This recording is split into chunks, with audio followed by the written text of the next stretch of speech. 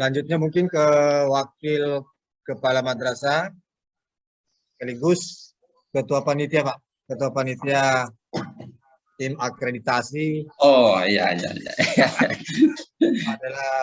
Jadi beliau di samping sebagai Wakil Kepala Madrasah, beliau juga di Pondok Pesantren sebagai Kepala Kepesantrenan. Dan beliau bertanggung jawab penuh atas kurikulum yang ada di Pondok Pesantren. Mulai dari kitab kuning sampai kepada sholat berjamaah dan kegiatan-kegiatan religius anak-anak, kedisiplinan, dan seluruh yang berkaitan dengan sanksi dan penghargaan kepada santri yang berprestasi maupun sanksi kepada mereka yang melanggar aturan yang ada. Kami langsung saja kepada Ustaz Mursidin Albin untuk diwawancarai. Silakan.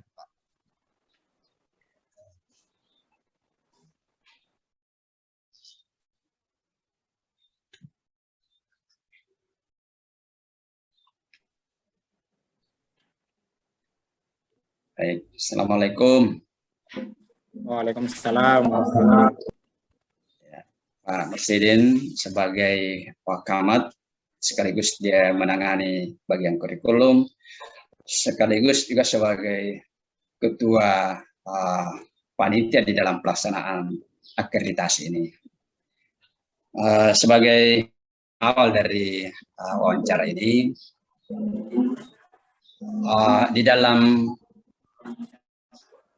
mempersiapkan MTS Rama ini dalam menghadapi akreditasi, hal apa saja, kesan-kesan, pesan-pesan di dalam mempersiapkan MTS Rama ini sebagai sekolah yang siap untuk diakreditasi. Karena kami tahu sungguh sangat luar biasa ya, perjuangan yang dilakukan untuk bisa diakreditasi. Dari proses itu tersebut pasti ada banyak kesan apa dan sebagainya di dalam pemenuhan itu. Silakan. Bismillahirrahmanirrahim. Assalamualaikum warahmatullahi wabarakatuh. Yang saya hormati Bapak Asesor Haji Abdul Muin dan para penelitinya yang insya Allah mungkin sebentar gilirannya kita akan dapatkan juga rekan-rekan guru semua. Jadi kalau saya mungkin sebagai panitia, kalau saya mengutarakan kata saya berarti saya sebagai ketua panitia mewakili teman-teman. Jadi yang pertama-tama bahwa ini memang kesannya akreditasi ini walaupun sudah ada informasi jauh hari sebelumnya, tetapi jadwal itu kesannya mendadak. Sehingga dalam hal persiapan kami harus maksimal memanfaatkan waktu yang mepet dan agak sempit. Kemudian yang kedua, bahwa dalam mempersiapkan ini kami sudah menggunakan seluruh apa yang kami miliki dari segala fasilitas maupun yang berupa materi maupun fisik dan waktu kami sudah alokasikan semua. Dan kami memang sudah berusaha sepenuhnya dan puncaknya pada hari ini, walaupun dengan berbagai macam kesibukan kami di pesantren dan di madrasah, inilah hasilnya yang insya Allah semua bisa kami paparkan sekarang. Artinya dari segi persiapan sesuai dengan permintaan dokumen, alhamdulillah, artinya kami dan saya sebagai ketua panitia merasa bahwa ini pencapaian dokumen kami itu sudah di atas 95% dan insya Allah semuanya lengkap. Di atas 95% sudah lengkap. Tinggal bagaimana apakah akurat atau validnya itu adalah semua kami kembalikan kepada asesor. Itu Pak, sekedar pengantar. Mungkin dari pertanyaan yang tadi kami kembalikan kepada Pak Haji Muin. Baik, terima kasih Pak Presiden. Satu hal lagi dari data akreditasi. Di data isian akreditasinya itu kan kita sudah menilai. Artinya kita sudah memberikan dari setiap butir itu ada levelnya 1, 2, 3, dan 4. Berarti kan sudah ada gambaran dari setiap butir itu pilihannya ketiga, pilihannya keempat, tentu kan ada dasar ya dari setiap komponen itu ya menjadi dasar. Mungkin ada sedikit gambaran penetapan nilainya itu.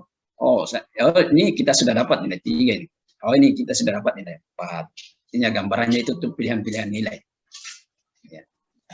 Jadi kalau menurut kalkulasi kami sendiri bahwa kami memang kalau saya presentasikan antara poin 1 sampai 4 itu kami alhamdulillah untuk poin 3 itu mungkin di atas 92%, bahkan diantaranya disisipi dengan poin 4 itu kurang lebih sampai juga kalau kita dari angka saja itu sudah di atas 90 juga, dan kami insya Allah untuk poin 2 itu alhamdulillah di bawah 5%.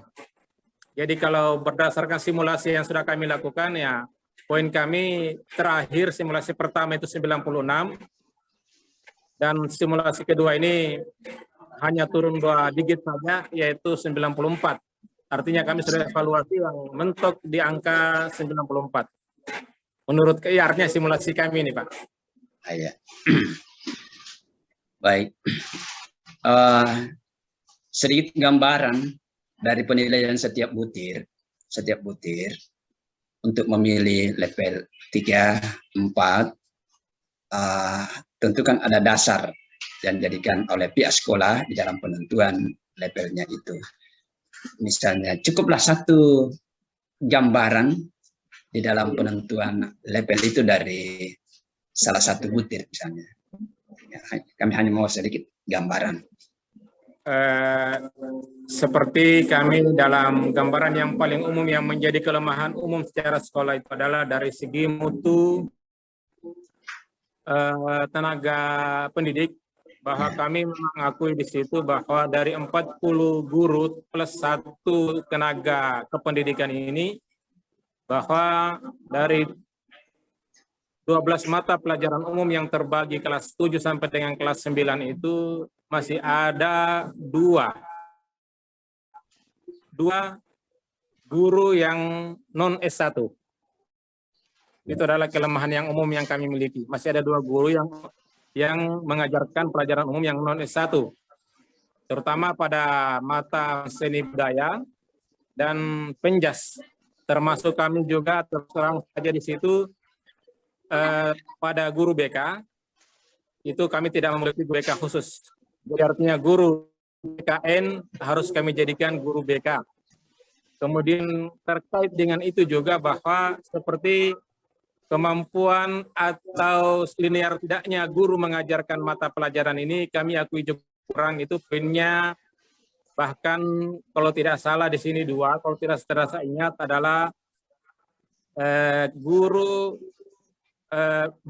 PKN itu yang pegang adalah sarjana hukum. Itu salah satu kelemahan yang kami miliki, Pak, yang bisa saya gambarkan yang paling menonjol di situ. Ya. Baik, itu berkaitan dengan nilai-nilai IPR, kan ada perbandingan. Misalnya saja satu gambaran contoh. Kenapa? Karena sungguh sangat menarik ini data dianya dari 35 butir itu nyaris hanya 1 yang bernilai 3. Dan itu tidak persoalan, itu adalah penilaian. Cuma kami mau mendapatkan sedikit gambaran di dalam ini. Contoh misalnya untuk butir 1 berkaitan dengan kedisiplinan misalnya. Kedisiplinan.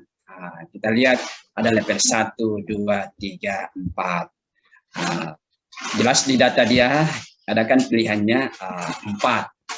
Kita berada di level 4. Sedikit gambaran ya di dalam hal kedisiplinan itu sehingga kita menentukan pilihan terhadap nilai 4. 1 saja sebagai dasar. Jadi pada yang kami upload pada nomor 1.1 itu berkenaan dengan tata tertib.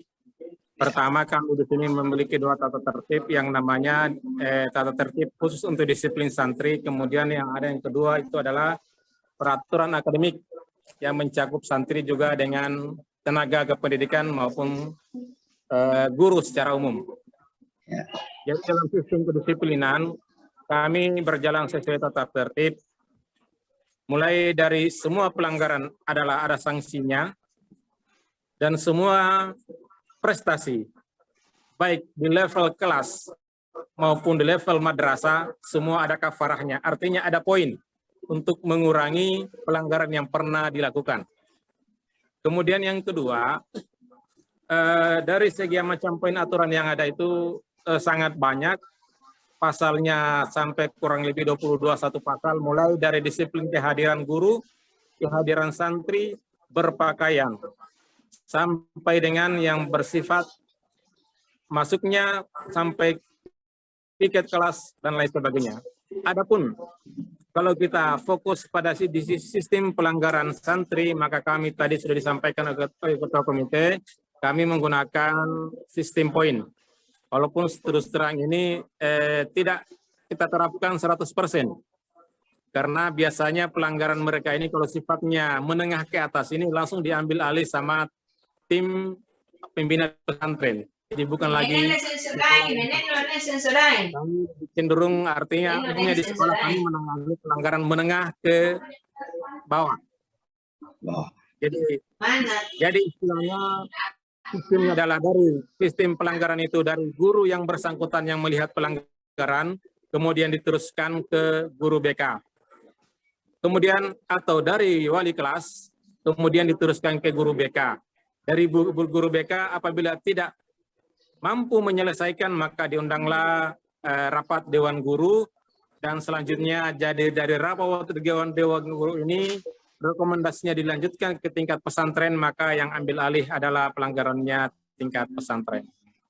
Tapi kami di sini dalam sistem poin ada standar poin maksimal jika santri kita ini atau siswa